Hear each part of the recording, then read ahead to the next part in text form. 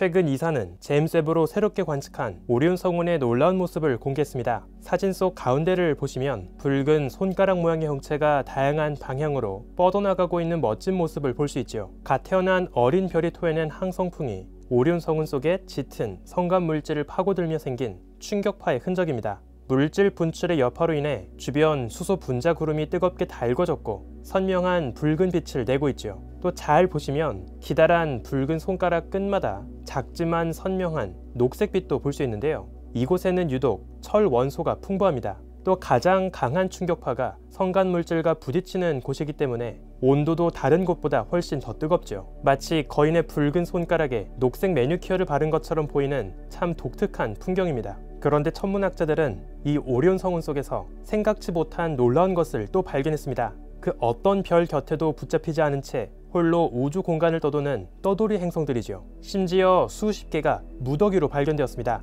물론 기존에도 이런 떠돌이 행성들은 많이 발견되어 오긴 했죠. 하지만 이렇게나 특정한 영역에서 수십 개가 떼거지로 발견된 건 아주 드문 일입니다. 더 놀라운 건 이들이 행성 하나가 아니라 행성 두 개가 함께 서로의 곁을 돌고 있는 이중 행성이라는 겁니다. 지금껏 이렇게나 독특한 경우는 발견된 적이 거의 없는데요. 대체 이들은 어떻게 탄생한 걸까요? 그리고 왜 하필 오리온 성운일까요? 우주먼지의 현자타임즈, 최근 제임스 웹을 통해 오리온 성운에서 발견된 놀라운 이중 행성의 이야기를 소개합니다. 오리온 성운은 지구에서 가장 가깝고 거대한 별 탄생 지역 중 하나입니다. 이번 제임스 웹 사진은 특히 오리온 성운 속에서 어린 별들이 모인 트라페듐 성단의 부분을 집중적으로 겨냥했죠. 이곳에선 아주 많은 어린 별들이 한창 새롭게 태어나고 있습니다. 가스 먼지 구름이 반죽되면 납작한 먼지 원반을 형성하죠. 어린 아기별은 그 중심에서 태어납니다. 그래서 대부분의 어린 별들은 얇은 먼지 원반에 둘러싸여 있죠. 이러한 형태를 프로플리드라고 하는데요. 이미 앞선 허블 관측을 통해 오리온 성운 속에서만 180개가 넘는 프로플리드가 확인되었죠. 이번 제임스 웹 사진 속에서도 더 선명하게 다양한 프로플리드의 모습을 확인할 수 있습니다. 이들 중에서 가벼운 별들은 태양 질량의 10%까지도 존재합니다. 더 무거운 별들의 경우 태양에 비해서 40배까지 더 무거운 별들도 있죠. 그런데 이외에도 놀라운 무언가가 이 오리온 성운 속의 공간을 떠다니고 있습니다. 바로 떠돌이 행성이죠. 여러분은 행성이라고 하면 보통 어떤 이미지가 떠오르시나요? 우리 태양계 행성들처럼 중심에 별을 두고 그 곁을 도는 모습이 가장 익숙할 겁니다. 하지만 우주에는 모든 행성이 꼭 그렇진 않습니다. 별 없이 홀로 우주 공간을 떠도는 떠돌이 행성도 있죠. 그리고 사실 개수만 보면 떠돌이 행성이 별 곁을 도는 행성보다 압도적으로 많습니다. 기존의 관측에서도 평균 목성 질량의 3배, 5배 정도의 육중한 질량을 갖고 있는 떠돌이 행성 몇 개가 발견된 적은 있습니다. 그런데 제임스 웹은 더 뛰어난 성능 덕분에 더 작고 어두운 떠돌이 행성도 발견했죠. 가장 가벼운 경우는 목성 질량의 0.6배밖에 안 되는 것도 있습니다. 이번 제임스 웹의 사진 속에서 이런 떠돌이 행성을 540개나 발견했죠. 게다가 흥미롭게도 그 중에 9%에 달하는 40여 개는 바이너리 플래닛, 이중 행성입니다. 떠돌이 행성이 혼자가 아니라 옆에 엇비슷한 다른 떠돌이 행성과 함께 짝을 이루고 있죠. 목성 정도의 덩치 큰 행성 2개가 같이 짝을 이룬 채 우주 공간을 떠도는 떠돌이 이중 행성이라니, 이런 경우는 정말 보기 드뭅니다. 천문학자들은 이번에 발견된 이 떠돌이 이중 행성을 목성 수준의 질량을 갖고 있는 이중천체란 뜻에서 주피터 매스 바이너리 오브젝트, 줄여서 전보라고 부릅니다.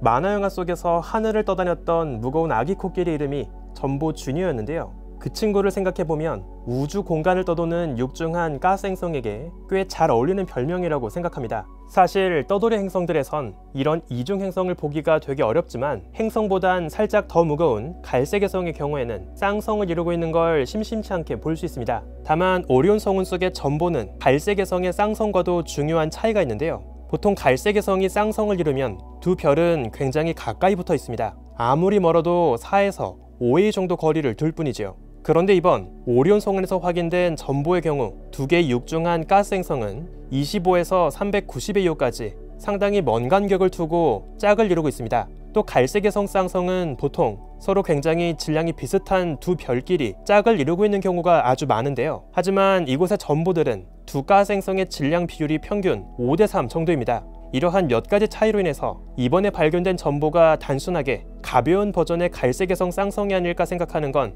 굉장히 애매한 면이 있죠. 그렇다면 대체 이 떠돌이 이중 행성은 어떻게 존재할 수 있을까요? 보통 우주를 혼자 부유하는 떠돌이 행성의 경우 원래는 어떤 별 곁에 붙잡혀 있었지만 근처를 지나가던 다른 별의 중력으로 인해서 궤도를 벗어나 홀로 우주를 떠돌게 될 수 있습니다. 그렇다면 이 전보들 역시 그런 슬픈 사연이 있지 않을까 생각해 볼 수 있죠.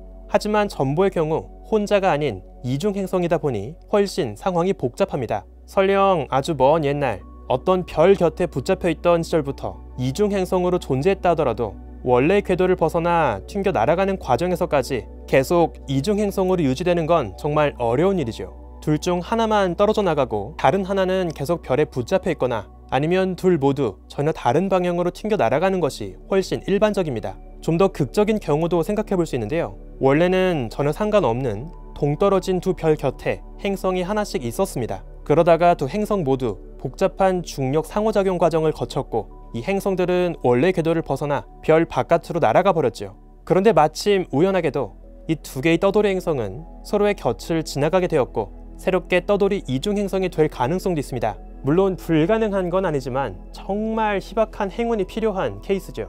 문제는 오리온 성운 속에서 너무나 많은 전보가 발견되었다는 겁니다. 이것은 전보가 만들어지는 메커니즘이 그다지 까다롭지 않은 꽤 흔한 방식이라는 걸 의미하죠. 낮은 확률의 우연에 의한 결과가 아니라 지극히 일반적인 메커니즘이라고 봐야 합니다. 특히 오리온 성운 속의 트라페지움 성단은 이곳저곳 먼지 구름이 수축하면서 어린 별들이 쉬지 않고 탄생하는 곳입니다. 어린 별들이 바글바글 모였기 때문에 어린 항성계 주변으로 다른 인접한 별이 지나가면서 그 곁을 돌던 행성이 떨어져 나오는 복잡한 상호작용을 충분히 기대할 수 있죠. 또 어린 별들 주변엔 아직 정리가 덜 된 짙은 먼지 입자가 많이 남아 있습니다. 이들은 별 주변을 도는 행성들의 속도를 느리게 하는 저항력을 만들기도 하죠. 행성의 속도가 달라지면 궤도의 크기도 변합니다. 이처럼 먼지 구름과 행성 사이의 직접적인 상호작용 역시 전보의 탄생에 중요한 역할을 할 수 있겠죠. 일반적인 외톨이 떠돌이 행성처럼 전보의 기원을 설명할 수 없다면 애초에 처음부터 하나의 가스 구름이 반죽되면서 이중 행성으로 탄생했을 가능성도 고려해 볼 수 있는데요. 하지만 지금의 별 형성 시나리오를 적용해 봤을 때 이것도 좋은 해결책은 되지 않습니다. 보통 거대한 먼지 구름이 수축하면서 더 작은 여러 개의 반죽 덩어리로 나뉘게 되죠. 이러한 과정을 프래그멘테이션, 분화라고 하는데요. 그런데 보통 분화된 먼지 반죽 덩어리의 최소 질량은 전보들의 질량보단 훨씬 무겁습니다. 목성 수준보단 그래도 더 무거운 갈색외성 정도의 질량까지는 반죽되죠. 이보다 더 작은 덩어리론 어지간해선 모이지 않습니다.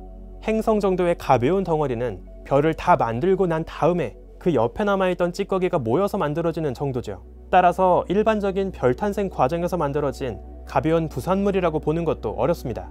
마지막으로 하나 더 우리가 고민해 볼 만한 포인트가 있습니다. 전보의 형태가 오리온 성운에서만 유독 많이 발견되는 형태인지 아니면 또 다른 어린 별 탄생 지역에선 흔하게 발견되는 일반적인 형태일지도 고민해 봐야 하죠. 어린 별들이 바글바글 모이는 것이 일반적인 별 탄생 지역의 특징이라는 걸 생각해 봤을 때 아마도 다른 별 탄생 지역에서도 이런 전보가 꽤 많을 것이라 기대할 수 있습니다. 즉 우리가 아직 이해하지 못하는 흥미로운 메커니즘이 별 탄생 지역에서 빈번하게 벌어지고 있다고 볼 수 있죠. 물론 오리온 성운의 트라페지움 성단의 경우 그나마 1400광년 정도 가까운 거리에 있습니다. 바로 그 덕분에 이런 작은 떠돌이 행성도 선명하게 볼 수 있었죠. 더 거리가 먼 성운이라면 떠돌이 행성을 개별적으로 구분해서 보는 건 제임스 웹으로도 어려운 일입니다. 따라서 앞으로 비슷하거나 더 가까운 거리에 떨어진 별 탄생 지역, 어린 성운을 면밀히 관측하면서 이런 전보가 또 어디에 숨어있지 않을지 찾아볼 필요가 있겠죠.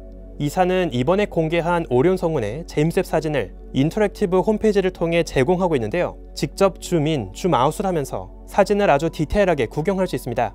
오늘 소개한 어린 별들, 프로플리드, 그리고 전보, 떠돌이 행성의 모습까지 직접 하나하나 크게 들여다볼 수 있죠. 여러분도 영상 설명란의 링크를 통해서 이 아름다운 오리온 성운을 직접 탐험해 보시길 바라겠습니다. 어쩌면 이번에 천문학자들조차 발견하지 못하고 놓쳤던 또 다른 전보를 여러분이 추가로 발견하게 될지도 모르니 말이죠. 우주먼지의 현자타임즈, 오늘은 여기에서 마칩니다. 구독과 좋아요도 부탁드릴게요. 우주먼지 여러분 감사합니다. 안녕.